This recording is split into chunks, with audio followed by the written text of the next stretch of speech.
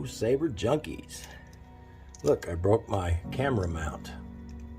That was nice, wasn't it? Broke my camera mount, so there you go with that. It's always something. My camera is in a different location now, so I don't know where everything needs to set. I need to get a different system, guys. That's what I need. And I am going to do that next year. Shut down for at least a month after the Master Sentinels go out, and after I get done with the scratch builds that I have to build and the installs that I have in the shop. Everything else is going to have to wait. I'm going to shut down and do some remodeling and get me a better workstation that a little bit more comfortable on the old Wade Saber's back. And yeah, none of that needed to be said right now, but I just like to ramble every once in a while, just to, you know, keep you guys on your toes. So if you see this is a dual install for me. Very interesting install. Very unique install, I believe. And it was also a pain in the ass, really. Truly was. You know, no sense in mincing words. It was difficult. Although it looks pretty easy, I think, when you actually look at it. So, here's what we're going to do.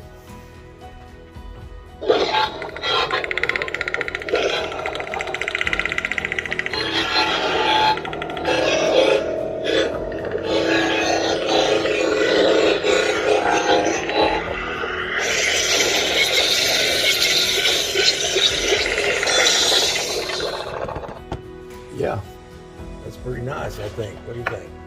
What do you guys think? Where is my blade? There is my blade.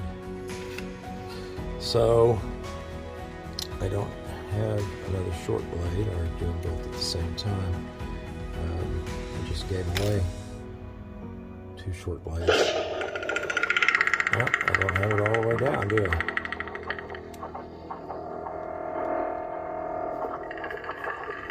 Shoot. You know what?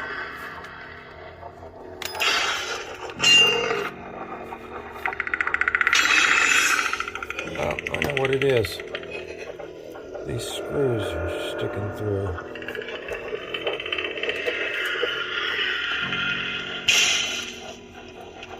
There we go. Good God. Maybe I should edit that out. What do you think? I won't, because it takes too much damn time to do that. Red, yellow, green, purple, blue. Start. I will say this. This has an awesome sound to it. It really does.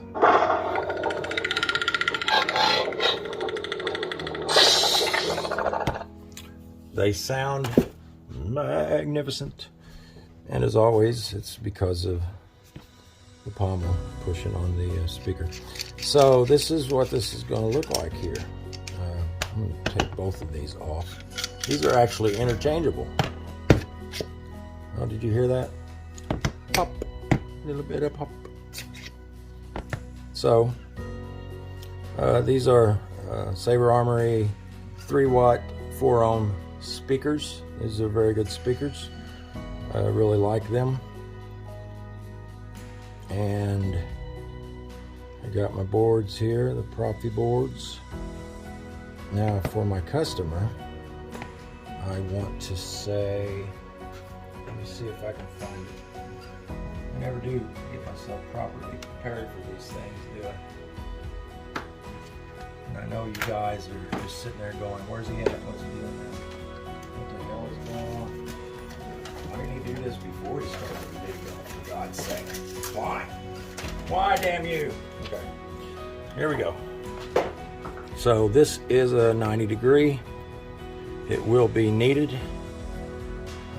The flat side is up, so this plugs in like that. And it does a really good job. I can actually send you the link to this on Amazon. It makes a big difference. You'll have to have it because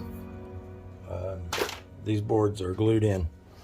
And the reasoning behind that is because everything was extremely tight, as you can see. And I got my kill switch there. What the hell are you? And I love the kill switch in that spot. Check out that noise. I think Lord Vader's experiment just got loose. And we'll probably do this a lot more, putting them there. The only thing that I don't like about this build is where I didn't make any cutouts for the battery. Now there was a reason behind that, okay? Turn it off here. This is a new chassis design, and I have all of the wires running in little valleys on the side so that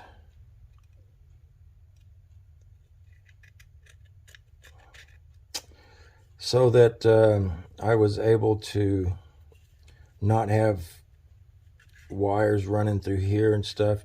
You guys know how I am on wires, okay? You know I don't like to see them. I'm offended by wires that are against my religion. So,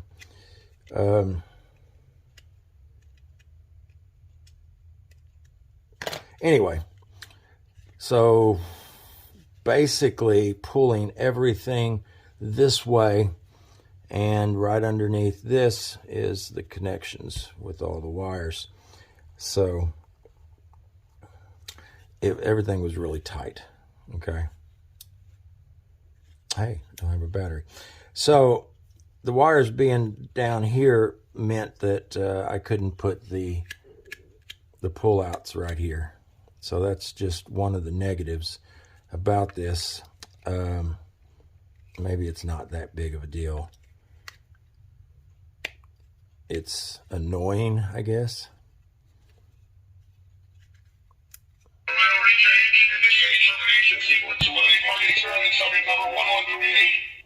I find it kind of annoying anyway, having to do that, but I try to make these as customer friendly as possible, and try to make them as easy as possible, but this was a unique build. So we have the pins down there for the button and NeoPixel. Got a dual tactile switch here. Now what I wound up doing is I built this chassis, a button chassis is what I call it. So that has everything that hooks to the PCB up here and has hooks to the buttons.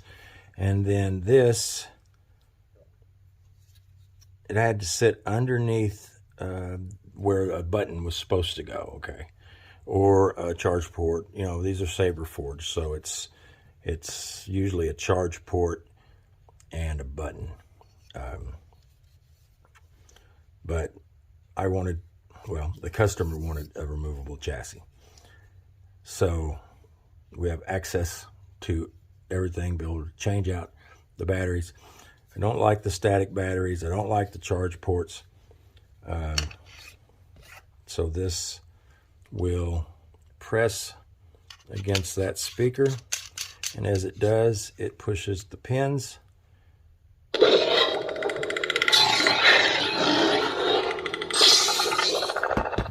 This one here is a little bit, actually just a hair longer.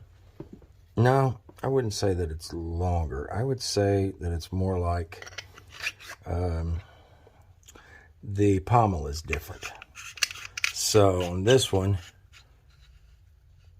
it's actually a little bit, it don't go all the way. If it goes all the way, it's liable to squish the, well, I've got the pins actually sticking down into the chassis enough to where it should not, there should not be a point of putting too much pressure on them. it should actually be hitting the upper side of the chassis or the PCB holder before it puts too much pressure on the pogo pins.